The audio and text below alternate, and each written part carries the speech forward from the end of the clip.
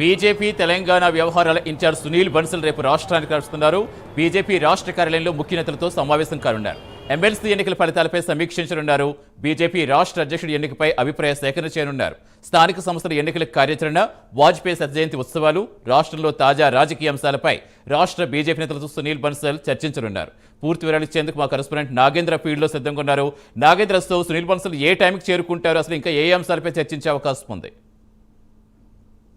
తెలంగాణ రాష్ట్రంలో బీజేపీ వరుస ఎన్నికల్లో విజయం సాధిస్తూ మంచి జోస్లో ఉందని చెప్పాలి. ప్రస్తుతం ఒకవైపు జోస్తో పాటు అదేవిధంగా రాబోయేటటువంటి ఎన్నికలకి ఏ విధంగా సన్నద్ధం కావాలన్నదానిపైన ప్రధానంగా దృష్టి సారించడం జరిగింది. దాంట్లో భాగంగానే రేపు బీజేపీ జాతీయ ప్రధాన కార్యదర్శి అదేవిధంగా రాష్ట్ర వ్యవహారాల ఇన్ఛార్జ్ అయినటువంటి సునీల్ బన్సల్ ఉదయం 10 గంటల తర్వాత హైదరాబాద్కి చేరుకున్న తర్వాత మొదటగా బీజేపీ రాష్ట్ర కార్యాలయంలో కీలక నేతలందరితో కూడా వరుసగా సమావేశాలు ఏర్పాటు చేయబోతున్నారు. ఈ సమావేశంలో ప్రధానంగా 5 కీలకమైనటువంటి అంశాలపైన ఎజెండా తీసుకొని 5 అంశాలపైన ఆ నేతలందరితో కూడా సునీల్ బన్సల్ చర్చించబోతున్నారు. దాంట్లో ప్రధానంగా రేపు హైదరాబాద్కు చేరుకున్న తర్వాత మొదటిగా తాజాగా జరిగినటువంటి 3 ఎమ్మెల్సీ స్థానాలకు సంబంధించినటువంటి ఎన్నికలపైన ప్రధానంగా సమీక్ష చేయబోతున్నారు. ఈ సమావేశంలో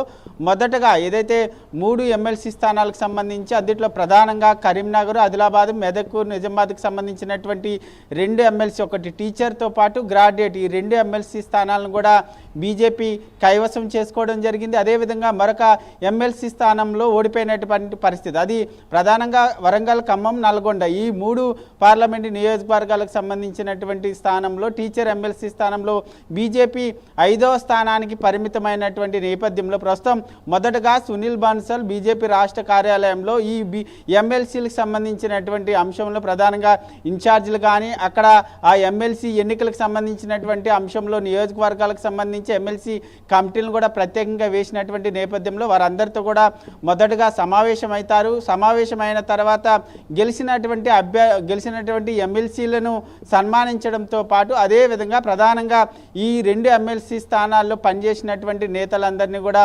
అభినందించబోతున్నారు. దాంతోపాటు మరొక టీచర్ ఎమ్మెల్సీ స్థానంలో ఘోరమైనటువంటి పరాజయాన్ని ప్రధానంగా బీజేపీ మూటగట్టుకుంది. దాంట్లో ప్రధానంగా నల్గొండ, వరంగల్, ఖమ్మంకి సంబంధించినటువంటి ఎమ్మెల్సీ స్థానంలో ఎందుకు ఓడిపోవాల్సి వచ్చింది, అక్కడ ఎందుకు బీజేపీ కనీసం పోటీ ఇవ్వలేకపోయింది అనేటటువంటి అంశం పైన ప్రధానంగా సునీల్ బన్సల్ నేతలకి కొంత క్లాస్ ఇచ్చేటటువంటి అవకాశం ఉంది. ఎందుకంటే అక్కడ పూర్తి స్థాయిలో మనం చెప్పుకున్నటువంటి 3 పార్లమెంటు నియోజకవర్గాల్లో బీజేపీ చాలా బలహీనంగా ఉన్నటువంటి పరిస్థితి. ప్రస్తుతం వాళ్ళు గెలిచినటువంటి 2 ఎమ్మెల్సీ స్థానాలకు సంబంధించినటువంటి 4 పార్లమెంటు నియోజకవర్గాల్లో అక్కడ 4 పార్లమెంటుకి సంబంధించినటువంటి ఎంపీలు ఉంటే అదేవిధంగా 7 ఎమ్మెల్యేలు కూడా అదే నియోజకవర్గాలకు సంబంధించినటువంటి ప్రాతినిధ్యం వహిస్తున్నటువంటి నేపథ్యం. ప్రస్తుతం ఈ అన్ని అంశాలు కూడా ఆ 2 ఎమ్మెల్సీ స్థానాలు గెలుపుకి కలిసి వచ్చాయనేటటువంటి అంశంలో ప్రధానంగా బీజేపీ కూడా ఉంది. ప్రస్తుతం మరొక ఎమ్మెల్సీ ఓడిపోవడానికి ప్రధాన కారణం అక్కడ బీజేపీకి సంబంధించినటువంటి బలమైనటువంటి కేడర్ లేదు. అదేవిధంగా గ్రౌండ్ లెవెల్లో బీజేపీ పార్టీ బలోపేతంగా లేనటువంటి పరిస్థితి. ఇవన్నీ కూడా ప్రస్తుతం బీజేపీ పార్టీకి అక్కడ వ్యతిరేక గాలి వీచింది. దాంతో అక్కడ బీజేపీ 5వ స్థానానికి పరిమితమైనటువంటి పరిస్థితి ఉంది. అక్కడ కనీసం కాంగ్రెస్ పార్టీ కూడా అక్కడ పోటీ లేదు. కానీ ఇండిపెండెంట్గా పోటీ చేసినటువంటి అభ్యర్థి గెలవడం, కనీసం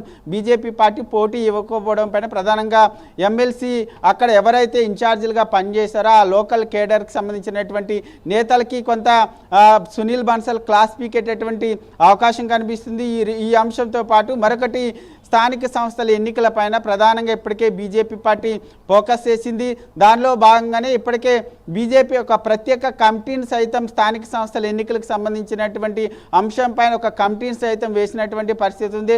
ఆ కమిటీలో ప్రధానంగా ఎమ్మెల్యేలు, ఎంపీలు, ఈటెల రాజేందర్ కానీ, కొండా విశ్వేశ్వరరెడ్డి కానీ, ఇతర ఎమ్మెల్యేలతో పాటు కొంతమంది కీలక నేతలంతా కూడా ఆ కమిటీలో ఉన్నటువంటి పరిస్థితి ఉంది. స్థానిక సంస్థల ఎన్నికల్లో ప్రధానంగా బీజేపీ ఫోకస్ చేసింది. రాష్ట్ర వ్యాప్తంగా స్థానిక సంస్థల ఎన్నికల్లో సత్తా చాటితే రాబోయేటటువంటి అసెంబ్లీ ఎన్నికల్లో అధికారంలోకి రావచ్చే అనేటటువంటి ప్రధాన ఉద్దేశంతో బీజేపీ పార్టీ ఉంది. ప్రస్తుతం దానికి సంబంధించినటువంటి అంశం ఎజెండాగానే స్థానిక సంస్థల ఎన్నికలకు సంబంధించి ఏ విధంగా ముందుకు వెళ్ళాలి, ఏ విధంగా గ్రౌండ్ లెవెల్లో సర్పంచ్లకు సంబంధించినటువంటి అంశాలు ఏ విధంగా మనం ముందుకు వెళ్ళాలి, ఏ విధంగా ప్రచారం చేయాలి, అదేవిధంగా సర్పంచ్ ప్రతి గ్రామ పంచాయతీకి సంబంధించినటువంటి అంశంలో అభివృద్ధికి సంబంధించి ప్రధానంగా నిధులు కేంద్రం నుంచే రిలీజ్ అవుతాయి, ఇవన్నీ అంశాలను ప్రజల్లోకి తీసుకెళ్ళాలి అనేటటువంటి అంశం పైన ప్రధాన స్థానిక సంస్థల ఎన్నికలు.